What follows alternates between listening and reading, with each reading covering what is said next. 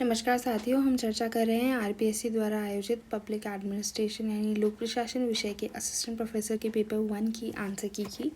अभी तक हम कुल 60 क्वेश्चंस डिस्कस करके अपलोड कर चुके हैं। आइए देखते हैं। पूछा जा रहा है कि कौन सा pair of functional analysis of public policy जो है वो करेक्टली मैच नहीं है। तो आपको बताते चले इसका जो करेक्ट आंसर है 1 रहने वाला है। इंटेलिजेंस यानी how the information on policy matter is gathered in process, ये जो है ये सही नहीं दे रखी है यहाँ पे व्याख्या। बाकी के जो ऑप्शन 3 दे रखे हैं अप्रेजल, प्रिस्क्रिप्शन और इन्वोकेशन को लेकर के, वो तीनों सही हैं, इसलिए इसका आंसर जो है फर्स्ट रहने वाला है। इसके बाद में पूछा जा रहा है कि कौन सा जो है एडमिनिस्ट्रेटिव प्रॉब्लम नहीं है पॉलिसी इम्प्लीमेंटेशन के अंदर। देखिए, lack of coordination and cooperation जो है ये एडमिनिस्ट्रेटिव प्रॉब्लम रहता है। पर्सोनल्स का financial resources, lack of personnels या lack of adequate institutional capacity, ये भी तीनों जो ऑप्शन हैं ये एडमिनिस्ट्रेटिव प्रॉब्लम है पॉलिसी इम्प्लीमेंटेशन की। लेकिन जो पॉलिसी डिज़ाइन है उसका लैक है इफेक्टिव पॉलिसी डिज़ाइन का, ये पॉलिसी इम्प्लीमेंटेशन नहीं, पॉलिसी फॉर्मुलेशन की दिक्कत है। इसलिए आपका जो करेक्ट आंसर है ऑप्शन 4 रहने वाला है।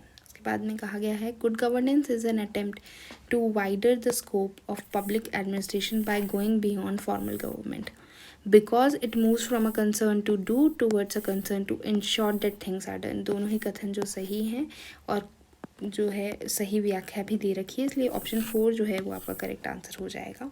इसके बाद में पूछा गया है to mitigate the evils of bureaucratic monopoly which of the following is not suggested by William A Niskanen. Niskanen जो है उन्होंने, आपको पता है, मिनी गवर्नमेंट की बात की है, इसलिए जो strict control on bureaucracy through executive और लेजिस्लेचर वाला जो ऑप्शन है वो आपका गलत हो जाएगा।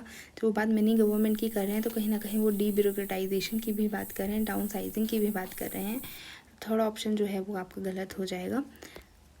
इसके बाद में हम 65 क्वेश्चन की तरफ बढ़ते हैं। यहाँ पे आपको रिसर्च से मिलान करना है। आपको पता है descriptive research, applied research, analytical research और फंडामेंटल रिसर्च यानी कि मौलिक अनुसंधान के बारे में। आइए देखते हैं। एप्लीकेशन की जहाँ पर बात हो रही है वो आपका जो है अप्लाइड रिसर्च हो जाएगा, यानी बी का आपका ऑप्शन 4 हो जाएगा। अब आप देख लीजिए एक ही ऑप्शन ऐसा है जो करेक्ट होना चाहिए। अब एक बार बस हम क्रॉस वेरीफाई कर लेते हैं। डिस्क्रिप्टिव रिसर्च यानी कि based on surveys and fast finding inquiries about the state of affairs exist और एक्साइटेड नहीं, यहाँ पे एग्जिस्टिंग ही होगा। खैर, तो ये बिल्कुल सही है। इसके बाद में बी के लिए 4th आपने देख ही लिया है। ऑप्शन सी को देख लेते हैं हम। सी का फर्स्ट आ रहा है। एनालिटिकल रिसर्च जो है यहाँ पे रिसर्च यूज़ करता है फैक्ट्स और इन्फॉर्मेशन को जो ऑलरेडी अवेलेबल हैं अप्रेजल बनाने के लिए, बिल्कुल सही बात है। और फंडामेंटल रिसर्च जो है वो थियोरिटिकल नॉलेज पे बेस्ड होती है, इसलिए डी जो है उसका ऑप्शन 3 जो है करेक्ट आंसर हो जाएगा। इसके बाद आगे बढ़ते हैं। Woodrow Wilson is regarded as the founder of the study of public administration, बिल्कुल सही बात है।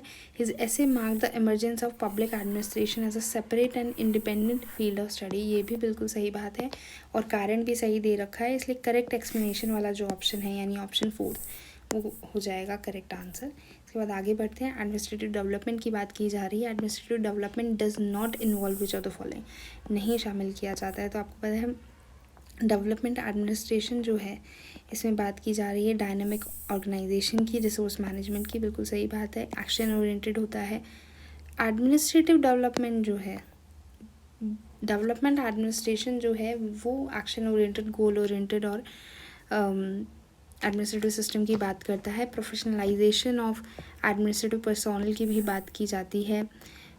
एडमिनिस्ट्रेटिव डेवलपमेंट में क्वांटिटेटिव और क्वालिटेटिव चेंजेस लाए जाते हैं ब्यूरोक्रेटिक पॉलिसीज़ और प्रोग्राम्स के अंदर कहीं ना कहीं। तो ये जो ऑप्शन 2 जो है ये आपका गड़बड़ है, ये कहीं ना कहीं काफ़ी लोग जो हैं इसमें कंफ्यूज भी हुए होंगे। ऑप्शन 2 जो है ये सीधे तौर पर डेवलपमेंट एडमिनिस्ट्रेशन का मेन फीचर है। हालांकि हम जानते हैं ये दोनों इंटर रिलेटेड हैं, पर स्पेसिफिकली आपको क्या है ऑप्शन जो दे रखे हैं क्वेश्चन के हिसाब से उन्हें चूज़ करना होता है। तो ऑप्शन 2 जो है वो आपका करेक्ट आंसर हो जाएगा। बाकी तीनों जो हैं वो फिट हो रहे हैं बिल्कुल एडमिनिस्ट्रेटिव डेवलपमेंट के क्राइटेरिया के साथ में, इसलिए तो आपको ऑप्शन 2 मार्क करना था। इसके बाद में क्वेश्चन नंबर 68 की ओर बढ़ते हुए, मास्लो के कंट्रीब्यूशन की बात की जा रही है. Maslow's contribution to motivation theory lies in his simple and straightforward analysis of human motivation by taking human needs as the basis of human behavior. बिल्कुल सही बात है, बहुत अच्छे से व्याख्या इसकी कर रखी है, कथन सही हो गया है. पर नीचे वाला जो कारण है इसमें, because Maslow felt that most theories of motivation mainly focused on physiological needs and omitted other important needs relating to personal growth. ये जो है ये थोड़ा सा कन्फ्यूजिंग है क्वेश्चन, क्योंकि मास्लो से पहले बहुत ज़्यादा जो है मोटिवेशन की थ्योरीज आई नहीं थी. हालांकि जितनी भी आई थी मोनिस्टिक थ्योरी ऑफ मोटिवेशन थी, क्लासिकल थ्योरीज जिसमें मानते थे. इसलिए इसका ऑप्शन जो है वो हम फर्स्ट ही मानेंगे. दोनों जो कथन हैं वो सही हैं और सही व्याख्या भी दे रखी है. इसके बाद क्वेश्चन नंबर 69 की बात करते हैं. कौन सा जो कथन है वो सही नहीं है रिगार्डिंग डेलीगेशन यानी प्रत्योजन के संबंध में.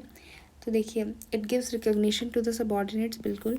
It provide job satisfaction. कहीं ना कहीं जॉब सेटिस्फैक्शन भी मिलता है सबॉर्डिनेट्स को. अधीनस्थों को कार्य संतुष्टि प्रदान करता है. It slows down decision making. बिल्कुल भी नहीं, बल्कि इससे तो काम जो है स्पीडीली हो जाता है. जैसे आप देखते हैं लेजिस्लेचर जब आप कार्यवाही करने का जो माफ़ कीजिएगा, जो लॉज बनाने का जो काम है एग्जीक्यूटिव को सौंपती है, तो उससे क्या है कि काम में जो है तीव्रता आती है. तो ये जो ऑप्शन 3 है ये आपका करेक्ट आंसर रहने वाला है. और delegated legislation of course it motivates subordinates for better performance in a way, क्योंकि कहीं ना कहीं उन पर जिम्मेदारी की भावना भी आ जाती है. क्वेश्चन नंबर 70 की बात करते हैं. किसे स्पिरिचुअल फादर कहा जाता है सोशल सिस्टम स्कूल का. ये पहले भी काफ़ी बार पूछा जा चुका है. इसका करेक्ट आंसर फर्स्ट रहने वाला है. चेस्टर बर्नार्ड को स्पिरिचुअल फादर कहा जाता है सोशल सिस्टम का. एक्सपेरिमेंट्स जो हैं एल्टन मेयो के क्रोनोलॉजिकल ऑर्डर में अगर हम बात करें तो सबसे पहले, जैसे नाम से ही है, फर्स्ट इंक्वायरी जो है वो सबसे पहले हुआ था. तो ये जो है फर्स्ट ऑप्शन हो जाएगा आपका. फिर इसके बाद में बात की जा रही है,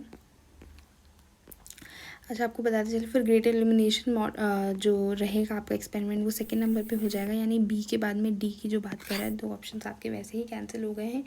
ह्यूमन रिलेशंस एंड सेंटिमेंट्स जो है वो थर्ड नंबर पे है. और सोशल ऑर्गेनाइजेशन जो है वो आपका फोर्थ नंबर पे रहने वाला है. यानी ऑप्शन जो है आपके पास में 1 जो है वो आपका करेक्ट आंसर रहना चाहिए.